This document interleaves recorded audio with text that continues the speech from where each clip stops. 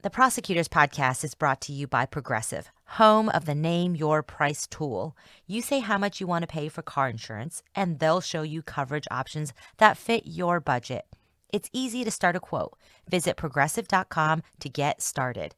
Progressive Casualty Insurance Company and Affiliates. Price and coverage match limited by state law. Jennifer Harris disappeared from Bonham, Texas on Mother's Day 2002.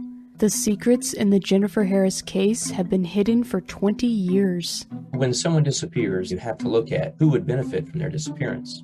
What happened to Jennifer Harris, and who is responsible for her death? Coming May 10th, Final Days on Earth, Season 2, The Life and Death of Jennifer Harris. Available wherever you get your podcasts.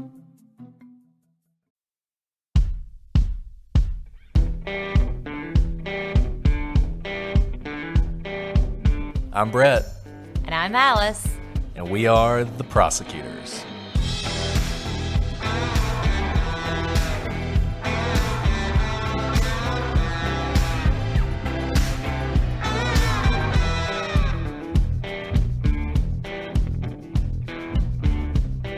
Today on the Prosecutors, we conclude our look at the Dammion Heard case.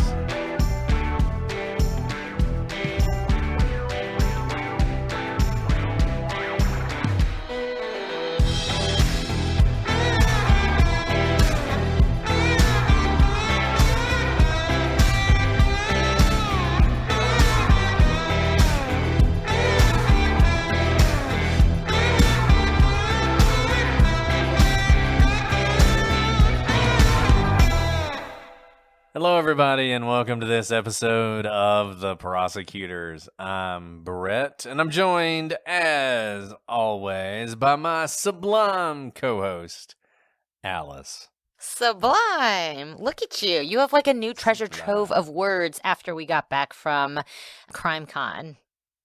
People had a lot of words at CrimeCon, They and did. I was taking notes.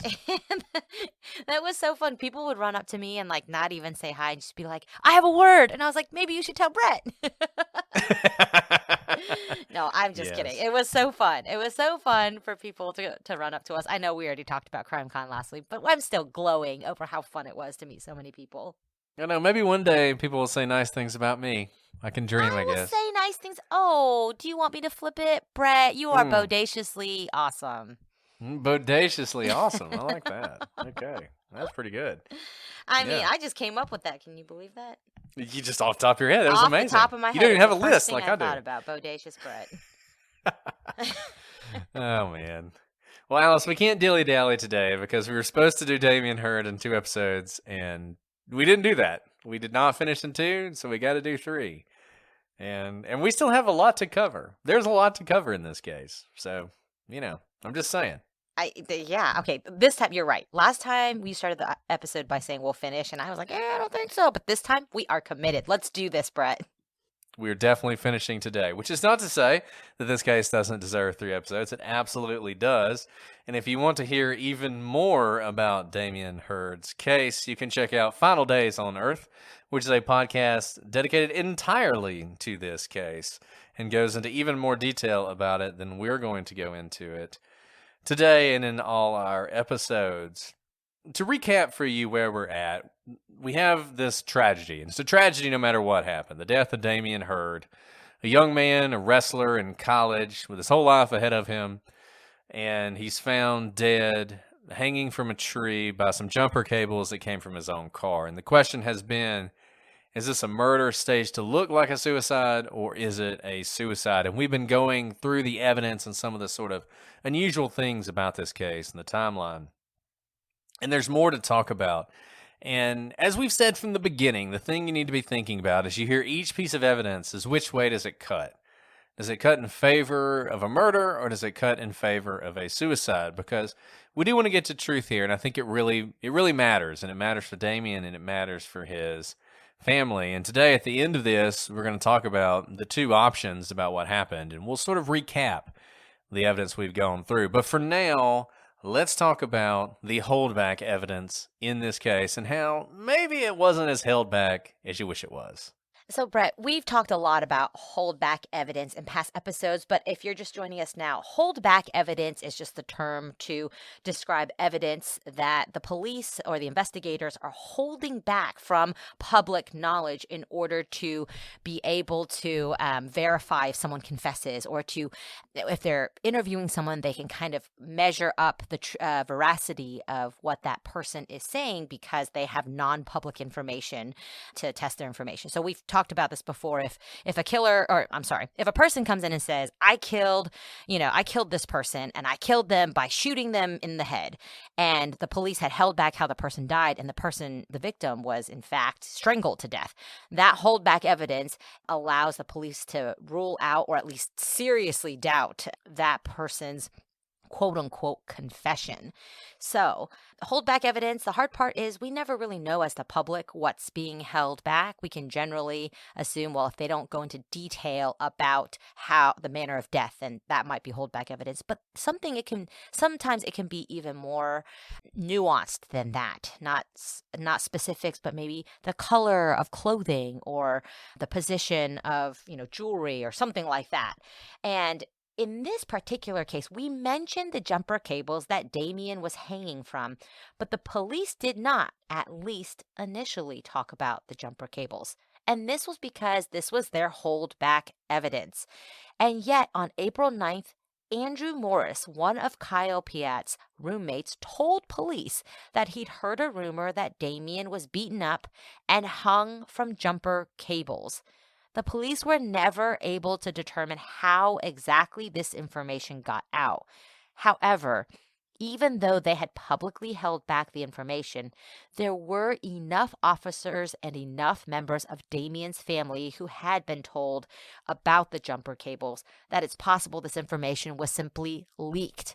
And it's not that Andrew or some other, college member or any college student had knowledge to know it was the jumper cables. And I think this is an example of a small town police department kind of messing this up, because this was pretty important information. It was information the police meant to hold back for exactly this reason, because if it were true that no one knew and it was just the police very close to the investigation, a few of the people who'd been there, maybe the coroner, like that level of secrecy, and you have someone who comes in and says that, then all of a sudden you're thinking, maybe this wasn't a suicide. Maybe this was a murder, and that's how this information got out. But they didn't do that. It was quote-unquote holdback evidence, but all these people knew.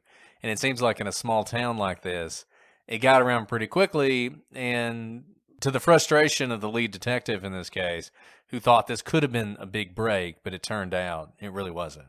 Let's talk more about Tori Boyle. We talked about Tori before. She is the girl who Damien was texting with the night of the party, and he wanted her to come over to the party. She eventually did right before Damien disappeared. And some of the most important evidence in this case may come from Tori Boyle. Now, she was one of Damien's good friends, and according to her, on at least 2 separate occasions, Damien had talked to Tori about suicide and suicidal thoughts that he was having. When he had these conversations with her, she had talked him through these and had sort of gotten him out of this malaise that he was in and gotten him to put aside these thoughts. Now, she said that she never actually thought he would follow through with it,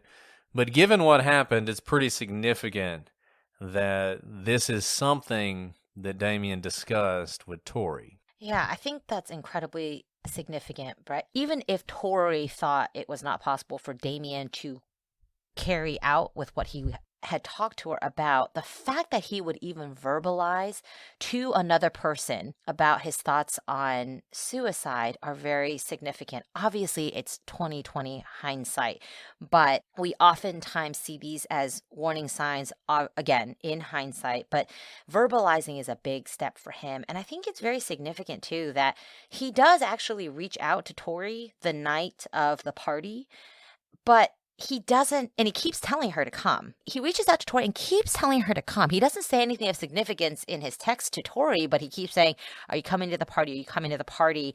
And when she finally does decide to come to the party and he sees her there, he doesn't actually spend much time with her at all. I think that's significant because Damien obviously knows that he has verbalized his thoughts about suicide to Tori before. And if in fact Damien had made up his mind that night that this was the night he was going to end his life, he may be so determined that he doesn't want to be talked out of it. And certainly someone who has heard him verbalize these thoughts before and has talked him out of those thoughts before would, I think, try to repeat talking him out of it again that night were he to talk with her.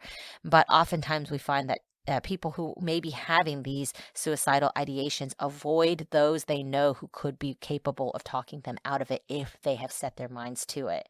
And I don't know if that's what happened that night, but I think it's pretty significant that he keeps telling Tori to come. And when she actually does come, he spends almost no time with her. I think you're 100% right. I think if you lean towards suicide as the theory here, this is incredibly significant because Damien has this relationship with her that when he's had these thoughts before, he's talked to her about them and they've worked through them.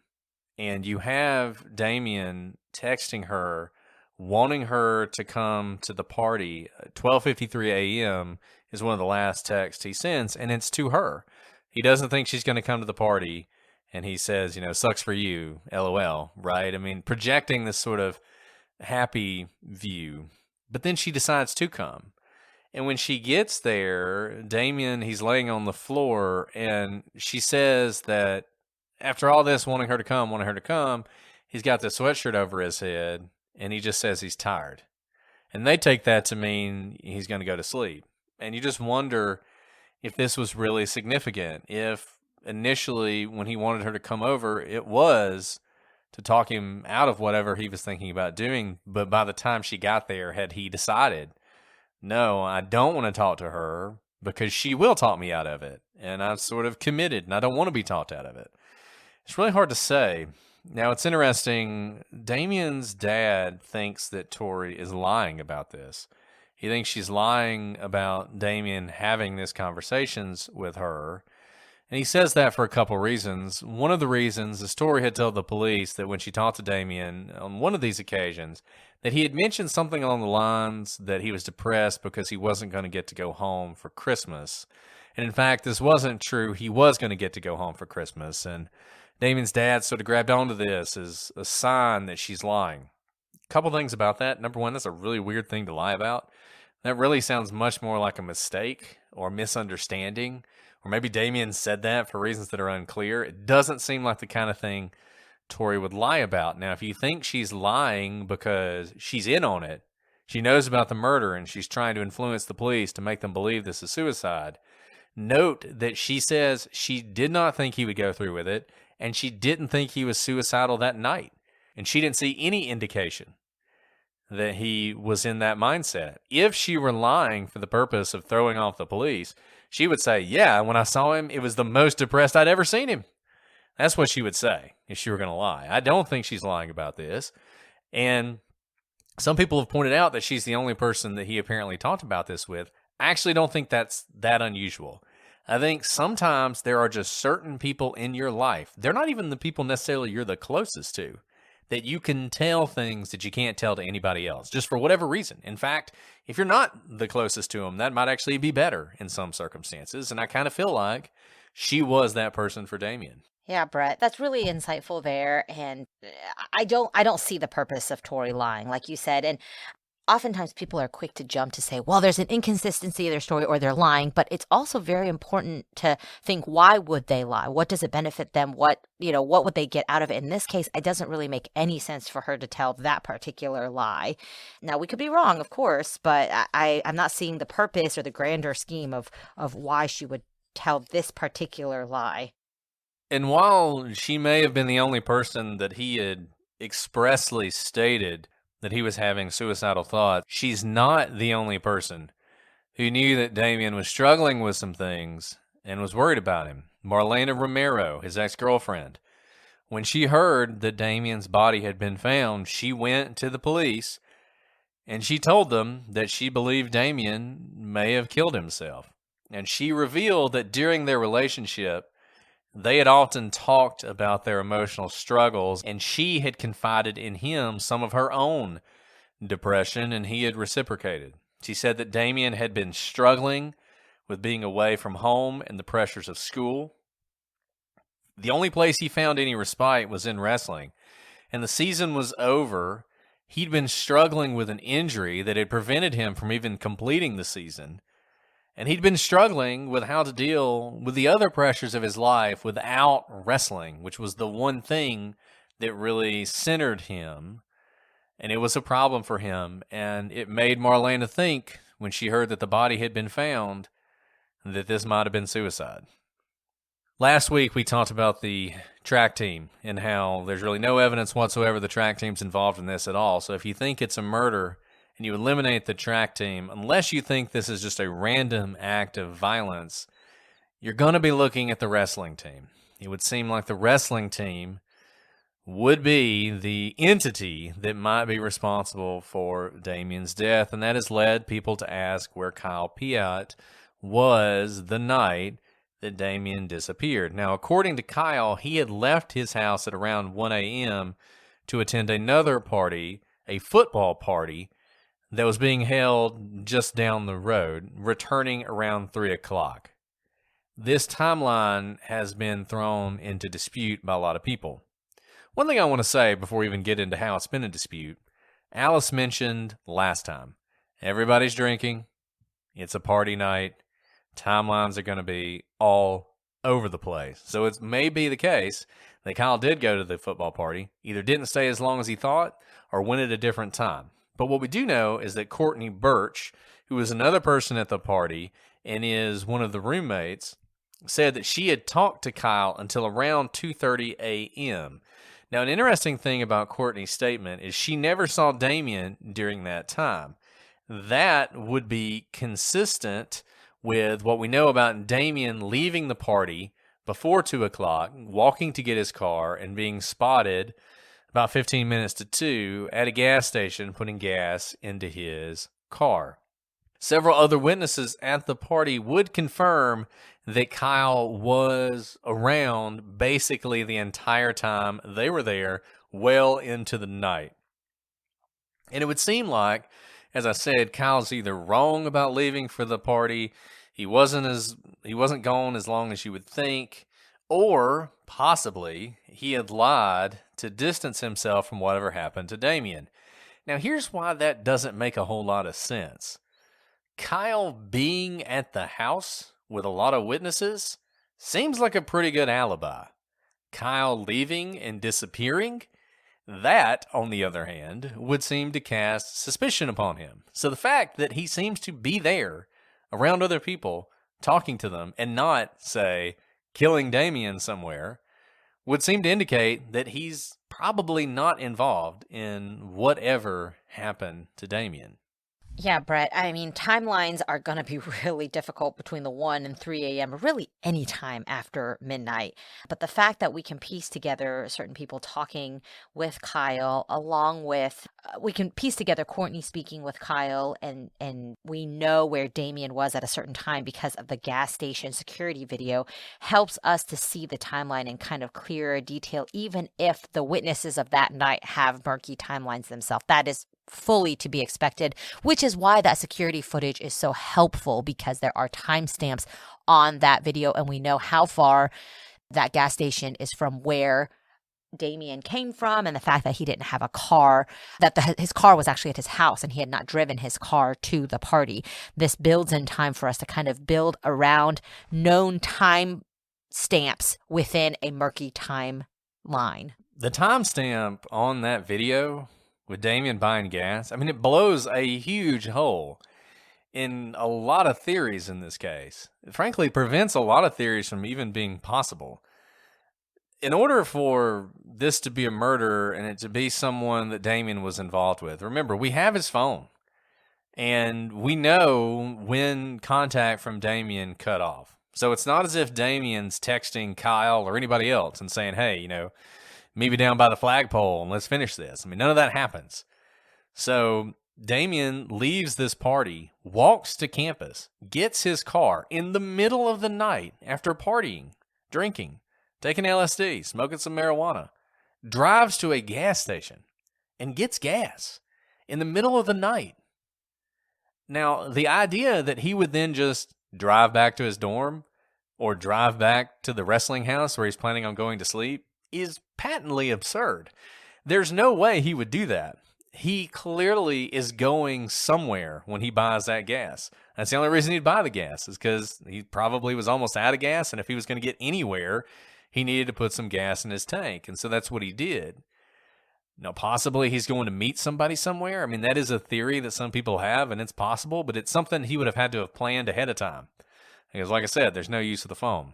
And the fact that we know he left the wrestling house alive. At least once, he left alive and got his car. And if you think something happened to him at the wrestling house, it had to happen after that. He had to come back. And then something happened. And then he ends up on the trail. And that gas station footage, I mean, it is so important in this case. Brett, we've got a very different kind of sponsor for this episode, the Jordan Harbinger Show, which is a podcast you really should be listening to. And I know that every day somebody tells you that you just have to listen to some podcast, and you nod and say, sure, and then you never listen to it. Don't let that happen here. Jordan's show, which Apple named one of its best of 2018, is aimed at making you a better informed, more critical thinker so you can get a sense of how the world actually works and how to come to your own conclusions about what's happening even inside your own brain. Check out some recent episodes like How to Ask for a Promotion and Get It, and my personal favorite, What Happens When Your Stalker's Sister is Dating Your Brother. These are really interesting episodes that we think you will love. That's the kind of question you want to run out and find the answer to as soon as possible.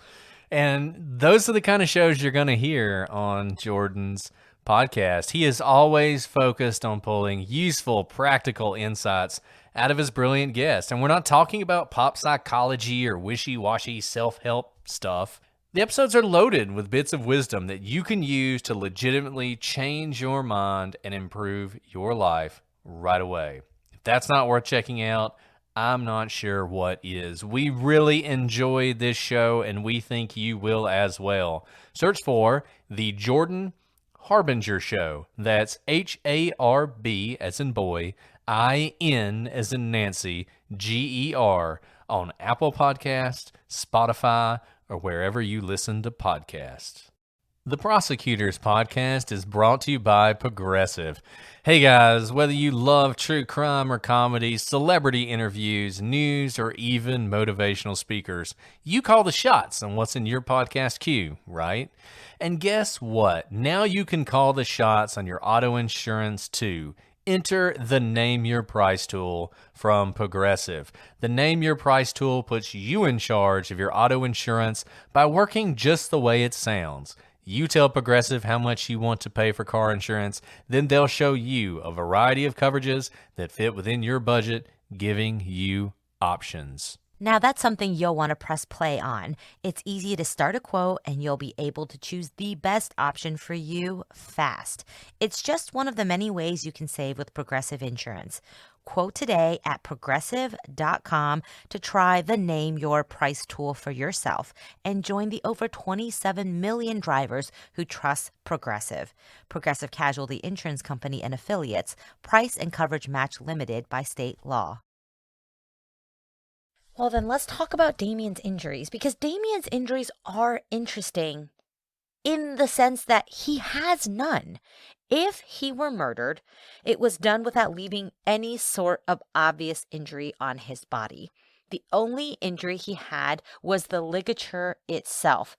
Now, this is really important. I know you may be thinking, well, Damien knows how to fight because Damien is a wrestler. So he is used to either getting out of chokeholds or fighting in a manner that doesn't leave signs on your body, right? Wrestling, you don't come out with a bunch of scratches.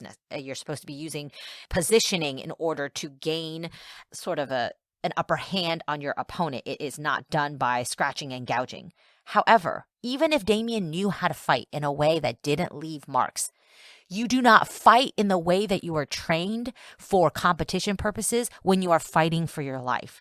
You claw, and there are no rules when it's your life or death, right? And so the fact that Damien has nothing that would indicate a struggle is very surprising because of the very fact that he is trained to be able to fight and to fight effectively, even if he is smaller than his attacker, if he had an attacker who was larger than him. So you would expect to see something, scrapes, DNA of the attacker under his fingernails. Let's say he was caught completely unawares. You still expect to see some sort of fighting back, because likely there was a struggle if he were murdered. Likely he did not drop on the spot because he were, chloroformed. I think you would see, likely they'd be able to see some sort of indication of that, but it's just very unlikely that when you are attacked, you have zero time to fight back. And Damien knows how to fight back, but we don't see any sign of injury except for what the police believe killed him, which is hanging by the jumper cables.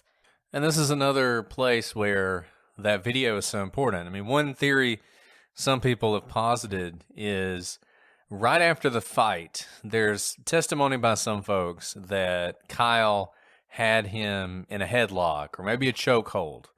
And now the actual testimony is it wasn't much of a chokehold. He just kind of had him loosely where he couldn't get back into the fight. It wasn't that big a deal. But some people said, well, maybe he really had him in a chokehold, and the chokehold, he just held it too long and he passed out and then he died, and then they had to do something about it. Well, that didn't happen at that point.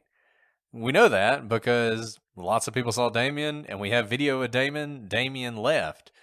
So really, you would have to think that at some later point, somebody managed to sneak up on him, put him in some sort of chokehold, that he, without scratching at their arm or fighting back at all, is rendered unconscious, and then they just continue to hold this chokehold until he dies, and then they have to cover it up by staging the death. I mean, you have to believe something like that happened. And once again, no chokehold is instantaneous. It's going to take at least a couple seconds for you to lose consciousness. And in that time, like Alan said, you'd be scratching and gouging and everything else. Damien's, his fingernails should be full of DNA evidence, whoever did that. Their arms should be covered in scratches. We don't see that. So then you would have to think that Damien's just so incapacitated. He's so high, or he's so drunk, or he's completely out of it on LSD that someone could kill him and he would never fight back. But the problem is, once again, that video of him putting gas in his car, everyone agrees that he does not appear to be impaired really in any way at that point, that he seems completely lucid. So the idea that the drugs have such a hold on him that he wouldn't fight back just seems completely implausible.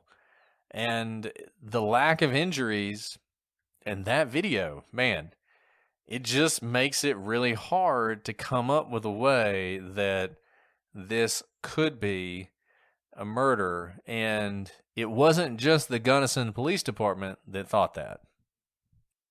Yeah, whatever theory you need, you have to take into account that video, because that is just such definite evidence that we have there. And it's helpful to have those pieces of evidence within a case like this, right? It's like when you play Wheel of Fortune and there are those letters on the board, or Wordle, Brett, I know you play a lot of Wordle, where you know exactly where a letter has to be. So in this case, we know exactly where Damien was, and the theory has to fit around that, because that's the immovable evidence in this case. And a lot of the theories that one of the theories that we discuss later on, I think it's difficult to fit that particular video into some of the theories that we've been hearing about. Let's keep going then, because there is more. When the Denver Police Department reviewed the case, they came to the conclusion that this was a suicide, developing 17 bullet points to support that conclusion. First of all, Brett, the fact that they developed 17 bullet points to support this conclusion, I find is definitely it's more work than I've seen in a lot of police reports. I think that's incredible that they came up with so many reasons to support their conclusion. In many reports, I don't see this much detail. So what I'm trying to say is I think they did a pretty thorough review and really thought about all the points. And one of the points that they included for supporting the conclusion that this was a death by suicide is that Damien's phone was disassembled. The Denver Police Department felt it was unclear why a killer would do this, and Damien's DNA was the only one on the phone. It would make sense that someone who is going to kill themselves would destroy a means of communication. In fact, this is fairly common in a situation where someone takes their own life. Furthermore, there was no struggle, which seems unlikely if this were a murder, as we've already talked about with the lack of injuries to Damien's body. And in taking this into account and many other bullet points, Denver concluded that it had, quote, no reservation that this was a suicide. Yeah, and I think Gunnison, they wanted Denver to look at this to avoid what you hear a lot, which is small town, protecting the college, protecting the wrestlers, whatever, some sort of corruption. They probably had all sorts of reasons to cover it up. I mean, you hear this all the time, right? I mean, it's true crime. We hear this all the time. And I think they wanted somebody to come in, bigger police department that has no skin in the game, and take a look at this. And some of these points are great. I mean, the phone was disassembled. There's no reason for a killer to do this. You can come up with reasons, but they don't actually make any sense. You're going to stage the suicide.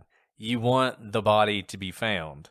Disassembling the phone doesn't make any sense. If you leave the phone, then eventually somebody's going to ping the phone, they're going to find the car, and they're going to find the body. And you want that to happen if you stage the body. That's the whole reason you staged it in the first place. Disassembling the phone, if you're the killer, just raises questions. It just makes people ask questions, as they have. But the fact of the matter is, you actually see this it's not uncommon. Alice mentioned this. It's not uncommon. A lot of times people will do things like send a final text message and then destroy their phone because they want to say goodbye, but they know you can use the phone to find them. And you don't want to hear back from the person you just texted. You don't want to hear their arguments. You don't want them to call you in the middle of it. It's kind of like what we were talking about with Tori. If you've really made up your mind and you don't want to be talked out of it, you're going to avoid that kind of conversation. You don't want to have that kind of conversation. So it makes sense that you would disassemble the phone.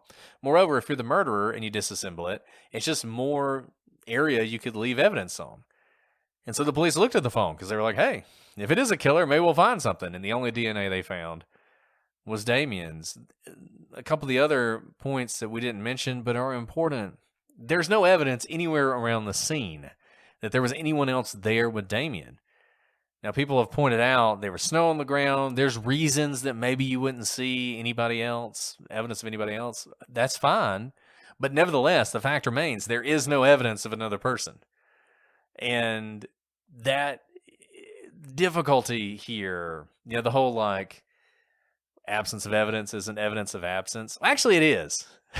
It actually is. If there's no evidence that someone was there, that's evidence no one was there. Doesn't mean no one was there. Maybe someone was, and they just managed to leave no trace of themselves. But it was something the Denver police thought was pretty significant. And, once again, what does Denver have to lose? What do they have to prove? And here's the thing. I know a lot of people think, oh, but a very savvy killer will know the steps to take in order not to leave any DNA behind. Kind of, but not necessarily, because we have such advanced techniques now for identifying DNA. You may know to wear gloves so you don't leave fingerprints behind. You may know to wipe down a phone. But remember, fingerprints are not always visible to the naked eye. So you may think you have wiped something clean, but in fact, there's something, half of a fingerprint left behind. You can't necessarily control all your hair. That's not just on your head, but on the rest of your body, your arm hair, your leg hair. If you have a beard, mustache, facial hair, anything like that can fall out without you knowing it. And then, of course, your skin cells. If you scrape yourself against a door as you're exiting and you leave behind some of your DNA or your blood that way, or you sneeze in the car, your saliva's there, So even though I hear a lot of people who kind of like the CSI effect, they're like, well, now we all know how to not leave DNA behind. The truth of the matter is it's really hard to leave no trace of you behind. And that's why, Brett, there's a lot of truth in what you just said, which is, no evidence of someone there is evidence of no one there, right? And so it's not impossible to go into a situation and leave no DNA there, but it's actually much harder than a lot of people think. And this is why we talk about stories, because sometimes I feel like when you talk about cases like this, you sort of just throw information out there, but you never tie it together into a coherent narrative. And at the end of the day, if someone murdered this person, there is a narrative. There's a story of how it went down, right? And remember, if he was murdered, if Damien was murdered, it's pretty clear this wasn't the Zodiac killer. He wasn't killed by some super sophisticated person. The theory is that he was killed by a bunch of drunk college kids, right? I mean, that's the theory. The theory is that a bunch of drunk kids who had just spent all night partying and had gotten mad at him and somehow killed him without leaving any mark on him now have to cover it up while being drunk and get it set up, we know, by early Sunday morning, because that's when his body's seen. That's how they have to do this. And you're telling me that they're leaving no evidence of their presence? That's hard to believe. That's hard to believe. But that's the story you have to believe if you think this is a murder. Now look, we've spent most of this episode up to this point telling you all the reasons to think this is a suicide. Now we're going to talk about the biggest piece of evidence that this is a murder and whether or not this evidence holds up, and that's Linda Nienhauser's account of what she saw on that Sunday. We'll start with the white truck. As you may recall, Linda Nienhauser, who is a perfectly believable witness, she's a member of the local government, she's coming down to the trail. She's actually there. Her child had been killed, and one of the things she would do is every year around that time, she would go down to sort of remember them and pay tribute to them, and she liked to do this around this time on this trail. So the whole reason she's there, she's going to go down the trail, she's going to sort of meditate in this beautiful spot, and then she's going to come back. Something she does. So that's why she's come out there that Sunday. When she gets there, she sees Damien's car, which is parked at the head of the trail, which is almost certainly where it remained the entire time until his body was found. She also sees, sitting next to his car, next to his SUV, a white truck with a camper. Now, this is basically all she can say about this. If you read her statement, she basically says, I wish I could remember literally anything else about the truck. Is it an old truck? Is it a new truck? What kind of truck is it? She doesn't remember any of that. Literally, all she remembers is it's a white truck, which is probably the most common color for a truck, with a camper on it, camper back over the bed, which in Colorado is basically every white truck. But that's all she remembers. So we're going to go with that. Except she remembers that it has a breast cancer ribbon on the license plate. And this becomes really important for the police. The police want to find this truck. They want to talk to whoever is driving it. They obviously can't look at every white truck in Colorado and the surrounding area. They just can't do that. So they narrow in on this breast cancer plate, but they can't find any white truck that fits this description that has the breast cancer plate that would have been anywhere near Gunnison, Colorado at the time. Now, some people have said that a member of Kyle Piot's family owned a similar vehicle, but it did not have the breast cancer ribbon on the license plate, and Linda was adamant about this. Now, some people have said, well, maybe it wasn't a plate. Maybe it was just one of the plastic things that goes around it. And even Linda now has kind of said that too. All these years later, she's kind of like, well, maybe it was one of those things. Well, this car owned by Kyle's family didn't have that either. Now, maybe you'd say, well, maybe they took it off. But why would they do that? Because once again, they don't know that this is the one thing that Linda has zeroed in on. But the biggest problem here is that Linda's account of this truck is just so vague. I mean, it's a stretch to even say that someone in Kyle's family has a similar truck just because they have a white truck with a camper. That's it.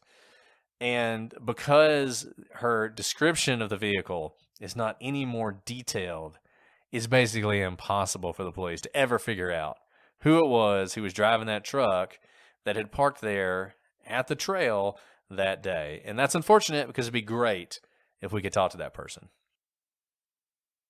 Yeah, Brett. And again, we talk about direct and circumstantial evidence and how direct evidence is faulty because people have faulty memories. And especially in this case, Linda didn't know she was seeing anything of any significance. And in fact, she says that she tried not to look in that direction very hard because she thought she was being watched. And so you have Linda, who didn't know she was supposed to be taking note of anything, and so therefore she didn't really have much more description to give police, and her memory could be faulty from what she actually saw. If she actually saw a truck, for example, if she actually saw a white truck, for example, or that breast cancer plate, it's a big state. Even though if this town is small, it's a big state with a lot of people coming and going for these outdoor hiking trails, and it's just difficult to make use of this particular information without more detail. Now, if they came in with someone who they thought was a suspected killer and they could tie this suspected killer to the scene in other ways, other eyewitnesses, DNA, security camera footage, cell phone records, what have you, and then it happened that this person also had a white truck, then Linda's description paired with other corroborating information could become helpful to corroborate a theory or to corroborate, police's probable cause to seek some sort of charging instrument. But standalone, there's not much more we can do with this. And it's frustrating, but we face this oftentimes where we have good bits of information that are just too vague in and of themselves, and we put them into a bucket of, well, maybe it can come useful later as corroborating information when we have more pieces of the puzzle. And that's where we are now, which is that it's an interesting fact, but standalone, it's not very valuable. We've talked a lot about what Linda said. Let's talk more about her account of what she saw, because the strongest evidence of murder is the account of Linda from her time on that trail. To briefly recap, the day after Damien disappeared, Linda reported that when she arrived at the trail where Damien's body would be found, there was a white truck parked near his SUV. After walking on the trail, she happened to glance up to the cliffside where Damien's body would be found. When she did, she thought she saw two people. One was someone standing with their back to her, wearing a camouflage jacket, and the other person was squatting next to him, looking at her through binoculars. The combination of being startled when she thought she was alone and the person staring at her through binoculars made Linda avert her gaze. She hurried to her vehicle and left, only thinking about it again when Damien's body was found. If this story is accurate, it's important for a number of reasons. First, it shows that Damien was already dead by Sunday morning. Any sightings of his car and him or his use of his meal card were either incorrect or have an explanation other than Damien using them. Second, it strongly indicates that someone else was involved in Damien's death. No one has ever reported finding Damien's body, and it is highly unlikely that a random person would come upon his body and not report anything about it, having found a dead body. It's not impossible, of course, but it's incredibly unlikely. If nothing else, it would prove that someone else found his body before the police. They could have removed or disturbed evidence or seen something important. But if they exist, we need to find them, and so far, no one has come forward. Yeah, and we talked about this a little bit last time. It's possible somebody found his body, took things like his money or his earrings or whatever, and just didn't report it. That is possible. It's not outside the realm of possibility. But it is unlikely. If there was someone with his body that morning and they didn't report it, you got to think that's your best evidence of a murder. That's your best evidence of staging. Seems pretty clear that Linda saw a vehicle. We talked about that a lot. But did she actually see someone else? I mean, that is the ultimate question. And this is where I think you really have to think about the value and the problems with witness testimony. And let's think about the way Linda describes what she saw. First, Linda's description of Damien is fairly detailed. I mean, she mentions the fact he's wearing this camouflage jacket, but there's no question that she saw him from a distance. And we know for a fact that when she saw him, she did not realize that he was hanging. She did not see the red jumper cable that he was hanging from. She did not see the orange sleeping bag that was partially unrolled next to his body. And in fact, she thought it was weird because she thought he was looking at her and his feet were facing the wrong direction. And in fact, he wasn't. His back was to her. Now, people try and mess with this to figure out how is this possible. And some people have speculated that the jumper cables and maybe even the sleeping bag were added after she left. But that doesn't make any sense at all. First, if someone staged the murder and originally hanged Damien with the black jumper cables, which might blend in and she might not notice, why would they then switch out the jumper cables with a red pair? There's no obvious reason to do this. And the more you tamper with the body, the more likely it is that you're going to leave evidence behind and the police are going to recognize staging, neither of which happened. Second, according to Linda's story, and this is so important, the person would have been there when she arrived at 10 a.m. She gets there at 10 a.m. She goes for this walk down the path. She ends up at the end of the path. She's meditating. She is there for 4 hours. So this person who was there before she got there at 10 would still be there at 2 p.m. 4 hours later. That's 4 hours at least to hang Damien's body, to do whatever staging's necessary, and then get out of there. And yet, under this theory and some other theories, even then the person would not have unfurled the sleeping bag. And the assumption is if Linda didn't see it, it wasn't there, which she looked at it for a few seconds. And they would not yet have hanged Damien with the red jumper cables. So they're hanging out there for 4 hours. What are they doing? All of that seems incredibly unlikely. More likely is that even though anyone who looked for any amount of time would have noticed the red jumper cables and the bright orange sleeping bag, Linda didn't notice because she averted her eyes so quickly, as even she says. By her own account, Linda only looked in Damien's direction for a few seconds at most. She was embarrassed because she'd also been singing as she's walking down the trail. She's unnerved because in this brief glance up at this, what turns out to be a body, she believes she also sees someone watching her. And as we've noted, the initial time she saw Damien, she was far enough away that she actually thought he was staring at her, when in fact she was looking at his back. Yeah, Brett. I mean, the fact that Linda herself is giving reasons for us to question how clearly she saw things is very important here. She herself is admitting that she looks away quickly, that she's not thinking about this. This is a meditative time for her, but it would be huge for a killer to hang around for no good reason for 4 hours. That's 4 hours for other people to spot you, for people to see your car there, for people to find Damien's body. There are just so many problems with sticking around the scene. Oftentimes we see perpetrators try and spend as little time as they can at the scene of the crime for the very reason that we've discussed. You stay longer, more DNA, more evidence is left behind, more chance of being seen, especially on this public trail during daylight. The risk is just incredibly high of being seen. So I think that is something that stands out to me the most about Linda's account, is that she sees the car at the beginning and also at the end of her trip, which is 4 full hours. I mean, think about Delphi, right? I mean, Delphi is a killing where the killer clearly, at least in our view, had planned this, had thought about this, was excited to do it. This was the culmination of a lot of things for him. And he committed that crime and was out of there in a very brief period of time. He did whatever staging was done, and we know there was some staging. He did that. He took care of that, and he got out in really just a matter of minutes. This case, you have to believe this is not somebody who wanted to kill Damien, or even if they did, it was not that kind of murder. And yet, under this theory, when exactly did Damien die? How long had he been dead?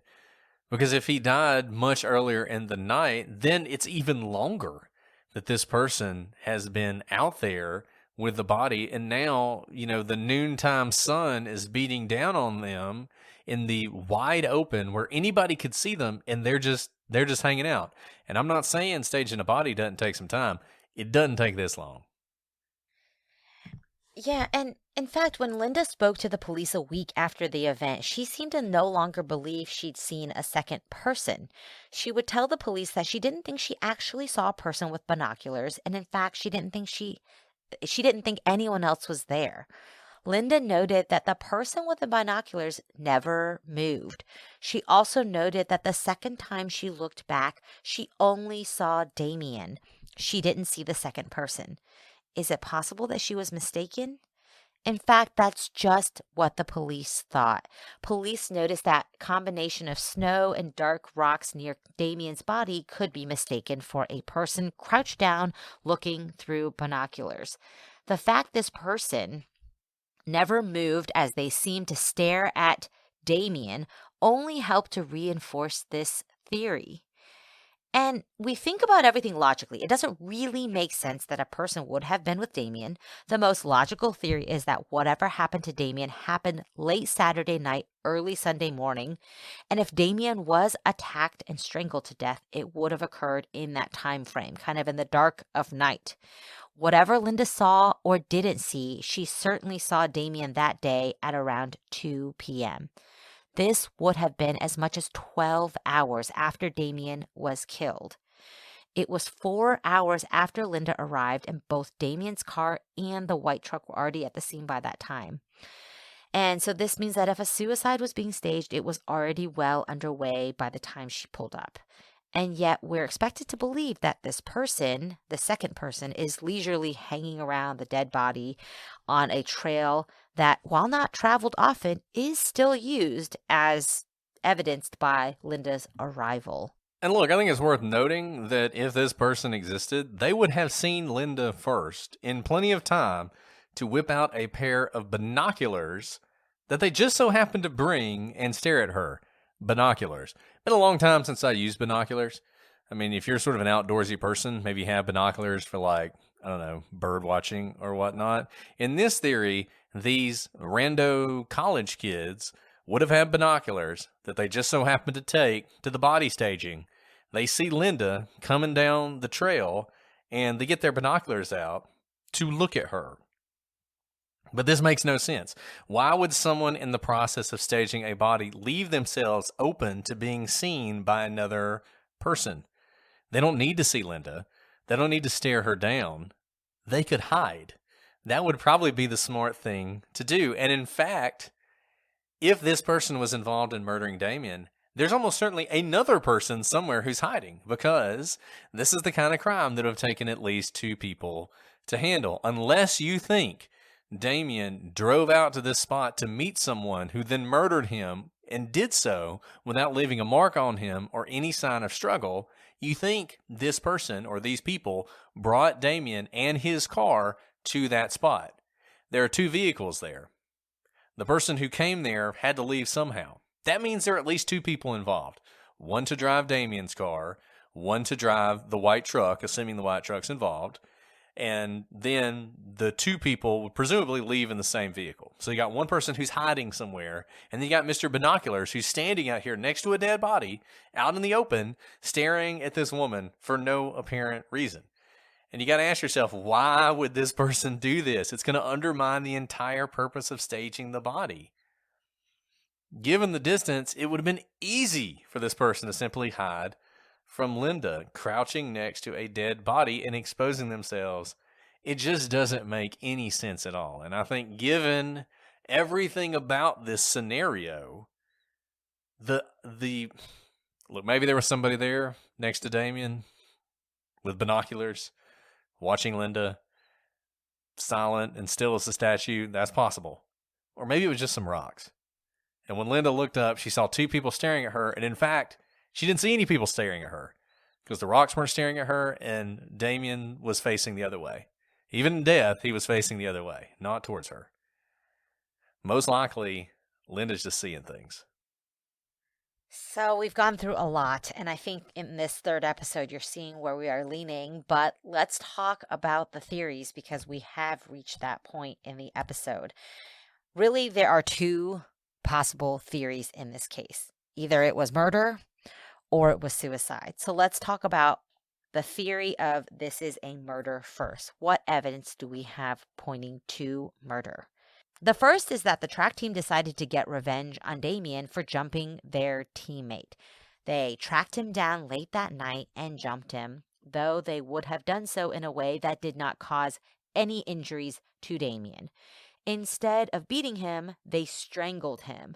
But now they had a problem. They needed to get rid of the body. They drove Damien out to the trail, hanging him by his own jumper cables, and they did so without leaving any evidence of their presence. So that's one possibility where he's murdered by basically someone he's angered that night, and they're staging a suicide. Alternatively, the wrestling team was upset that Damien had ruined their reputation and wanted to teach him a lesson. Maybe someone put him in a headlock for too long and he died of asphyxiation. Then they panicked and they decided to cover it up. For both of these, it had to have happened after Damien left the wrestling house and went and got gas because of that timestamp video we talked about. So let's talk about the wrestling team theory of murder. You would have to believe that everyone cooled down. They pulled Damien back to, the back of the house, told him to cool down, chastised him, but then he sat back there under a blanket, texting and talking to people for quite some time where everyone's emotions had cooled to the point where he left the house. No one followed him. No one was in the car with him when he was seen at the gas station. And so the wrestlers let him leave. Didn't give him any threatening texts, didn't talk to him in a threatening way, but quite literally let him lay on the floor for quite some time before letting him leave. And then once he had gotten away, either tracked down Damien or for some reason Damien came back to the house where he had been so, embarrassed and saddened by the shame he'd brought onto his wrestling team. It just seems like if the wrestling team were going to execute this murder plan, they would have done it very close in time to when emotions were still running high earlier in the night, not later on when everyone's kind of mellowed out and the drama of earlier that evening had time to dissipate.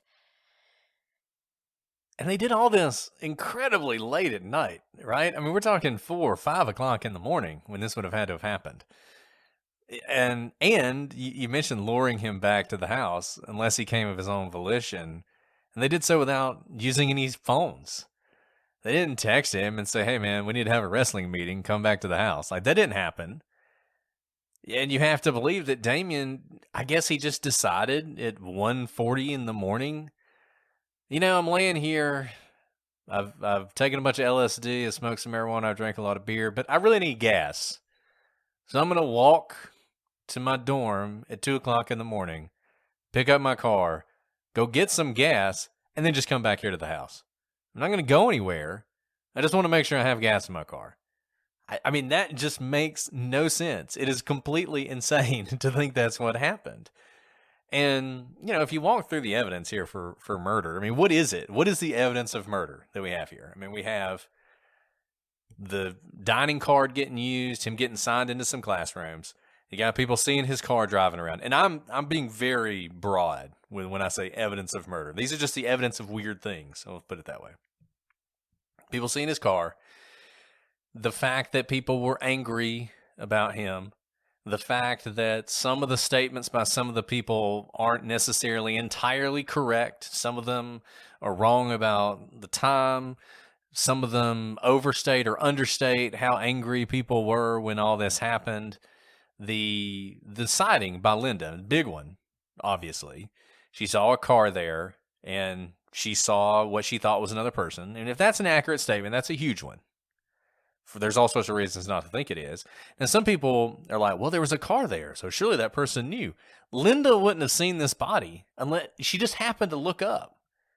She just happened to look in that direction is the only reason she saw Damien's body, and she did not realize it was a body. There's no telling how many people saw Damien's body on that trail in the 3 or 4 days between when he was hanged and when he was found, and had no idea, and went on about their lives and have no idea that anyone died there. I mean, that it could have happened that whoever's in that white truck was driving through Colorado and decided they had a few dirt bikes or mountain bikes. They're going to take a ride down this trail. It was beautiful. They had a good time. They had a little picnic off by the side. They came back to their truck. They drove off, and they have no idea this happened. They have no idea that their truck is the subject of all this speculation. No idea. And that could have happened for a lot of people. So that's what you got. You've got some unusual sightings, some unusual activities, some missing things. We talked about the earrings. We talked about the money, which may or may not be missing. Linda sighting. That's about it. That's about all you've got when you want to build a murder case here. And then sort of the idea. And this is the big one. You know, that's the concrete stuff. But what's the big one? Why do people actually think this might be murder? Because they say there's no way Damien would have committed suicide. And you hear that a lot. You hear that from his dad. You hear that from his wrestling coach. And I totally understand struggling with that idea. I do not blame his dad at all for wanting more answers and wanting more clarity. That makes 100% sense to me. I will say this about his wrestling coach. His high school wrestling coach said some things which I think he just has a misperception here. I mean, he talks about how mentally tough Damien was and how he was one of the toughest guys he ever knew, and that he just didn't think he would commit suicide. And I just feel like that is the entirely wrong way to look at this. If Damien died by suicide, it wasn't a matter of weakness. It wasn't because he wasn't mentally tough anymore. It's because he was struggling with a disease that is depression that made him do something entirely irrational at a time when he had everything in front of him, and he just needed to see that or to talk to the right person or whatever. But in that moment, he couldn't see it. That's what happened if it's suicide. It's not weakness. It's not weakness any more than if he'd broken his leg and he couldn't walk on it. You know, I mean, it's a weird thing we do with mental health. We act like it's, if you just rub some dirt on it, it'll be okay, right? And we don't do that. If you got shot, nobody would be like, man, you're just laying over there bleeding. You need to get up. Nobody does that, right? But when it's mental health, we act like that's the way it is. And it's not. And I feel like there's some of that happening here with people who they just can't comprehend that someone with this bright future and this happy guy and with everything in front of him would succumb to these suicidal thoughts. But I think if you look at that night, you can kind of see how it happened. I mean, Damien, he'd been acting erratically in the days leading up to his death.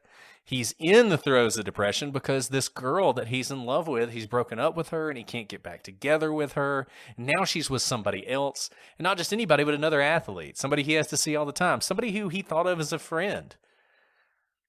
You know, his ex-girlfriend has said he was already struggling with depression even before they broke up. One of his other close friends we talked about is telling the police that multiple times he had talked to her about these suicidal thoughts that he was having, and really the only thing he had that made him happy was wrestling. That was everything for him. And then on this night, the night where he probably died, he gets into a fight over his ex-girlfriend. He embarrasses himself in front of everybody. He embarrasses his team. He embarrasses his best friend, Kyle, who's also the captain of the wrestling team. Also, by the way, he punches his hand into the ground so hard that he thinks he may have broken it. What ended his freshman wrestling season? An injury that he had been working really hard to come back from so he could make another run his sophomore year. You know, you got a broken hand, that's going to hurt your ability to wrestle. Wrestling's one of those things where, grappling's an important part. Who knows what effect that was having on his mind. And it's just not hard to see how all of this could spiral into this sort of suicidal situation, especially given that we know that he had taken both marijuana and LSD that night. And it's not that the LSD or the marijuana caused him to commit suicide. It's not that at all. It's that combined with everything else going on in his life, maybe they could have contributed to it, particularly if you think that he had taken them earlier in the night, and then right around this time when everything seems to be spiraling out of control, he's actually coming off of them, right? He's not in the euphoria anymore. He's actually like coming back into reality at the same time that all this other bad stuff is falling down upon him. And I think if you just look at all that and you put it all together and you compare it to what you have pointing to this as some sort of murder conspiracy, I think this is just a tragic case when, unfortunately, this young man who had everything going for him really did, nevertheless, sort of succumb to this. And that at the end of the day, this was a death caused by suicide. Brett, I think what you say is likely what happened, that Damien was not murdered, but rather ended his own life. And I think what you said is so important. I hope people hear it. We are not doing Damien any service by trying to say that something that likely did not happen to him, a murder, happened. I think it's much more powerful in honoring his life and everyone who remembers and loves him by recognizing what likely happened here and recognizing that if in fact he had ended his own life, it was not a sign of weakness, like you said, Brett, not at all. And I can't even imagine the pain that his father, his family, and his loved ones are going through in seeing that reality, but in seeing that Damien is exactly who they describe. He was this happy and exciting and love for life kind of guy. He can be that and be someone who suffered from mental illness, whether it was diagnosed or not. And in no way does that diminish the happy and joyful and full of life person that he was. In no way does that take away from any of that. It is an aspect of who he was, and tragically, I think it was what led to the end of his life. But I do not think it takes away from the life that he did lead up until that point, as tragic and as sad as it is to face what likely happened to him in the end. And if you know anyone like Damien who seemingly is so happy and would never take that step into ending their own life, I think you wouldn't be alone. Many people who struggle with these thoughts seem perfectly happy on the outside, and that's why it is in fact so difficult for loved ones to recognize a problem or for them to find the help that they need. And Damien here, I want everyone to remember, all the things that his father describes him as is still true, even if he did end up taking his own life in the end. Those things are not in tension with each other. The great man that he was before is still just as true, no matter how his life ended. And I just want to say this. I don't know what the statistics are, but I'm going to go out on a limb and say that most people struggle with some form of depression at some point in their life, or with some form of mental illness at some point in their life. Many people have thoughts of suicide. And if you're out there listening and you're struggling with something like that, the first thing I want to say is you will never walk alone. There are people who love you. There are people you can talk to. I do want to give the suicide hotline number, 1-800-273-8255. There are people who can talk to you, who are professionals, who can work through things. If you don't want to talk to those people, you can talk to us. We're not professionals, but we will talk to any of you at any time about anything.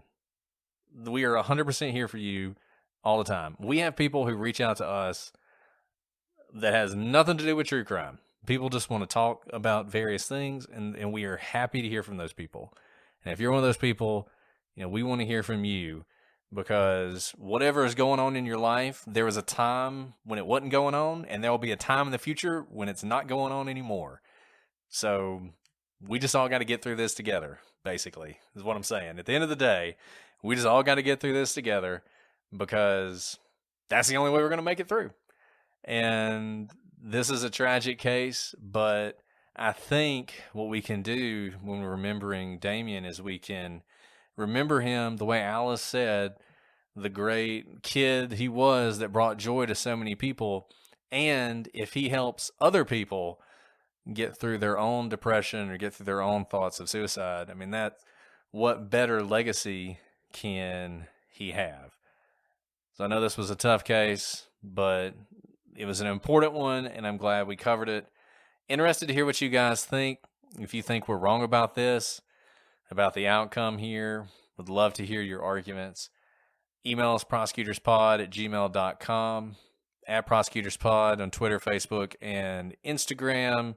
Obviously, we're on YouTube. We have a website, prosecutorspodcast.com. There's all sorts of ways to get in touch with us. Look us up on Facebook, on the gallery. We'll be talking about this case and all kinds of other cases. And I am 100% serious.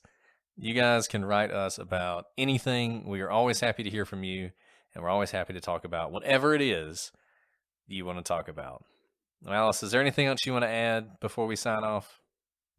No, Brett, I think you've said it all incredibly well, and our emails are open to you, and so is that hotline. So thank you guys for joining us on this ride. I think it was an important case to look into, and I know it's also something that affects a lot more people than just Damien and his loved ones. So let us know what you think, and if you have recommendations for cases, you can also write that email. We're happy to add it to the list. That's how we come up with our case list from all of you. That's right. And that's why we're covering this case, is because somebody suggested it.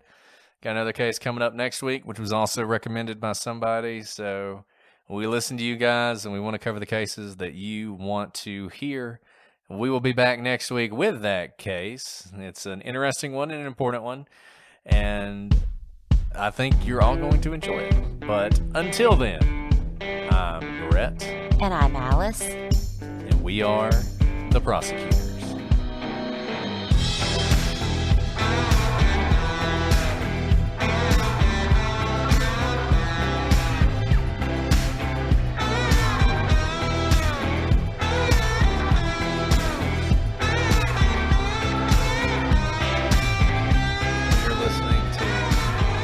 Podcast called Lost in Larrimah, which is another Australian podcast. Ooh. And we have this joke. You know, I go down a lot of rabbit holes, as you may know.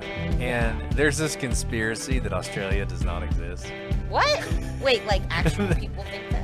Well, yeah, I mean... We don't live in the backward days. Like, people can go there themselves to see. You think you can. How do you know you're going to Australia? You could be going somewhere else. You know? You only know that because you think it's true. But it could not be true. I mean, couldn't that be true? Just because it says on your little plane that you're going to Australia doesn't mean you're going to Australia. You could be going anywhere.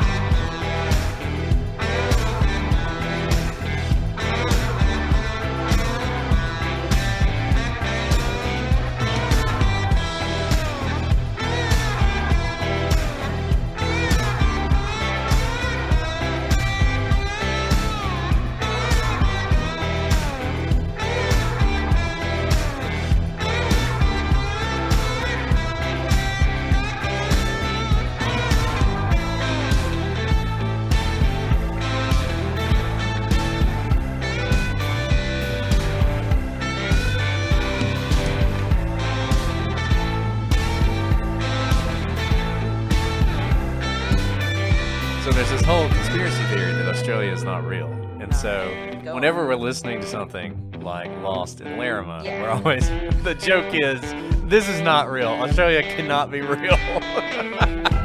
And anyway, I'm not going to give it away. Is it good? But if you listen to it, you'll Lost in Larrimah? Lost in Larrimah. Okay, I'll listen to it.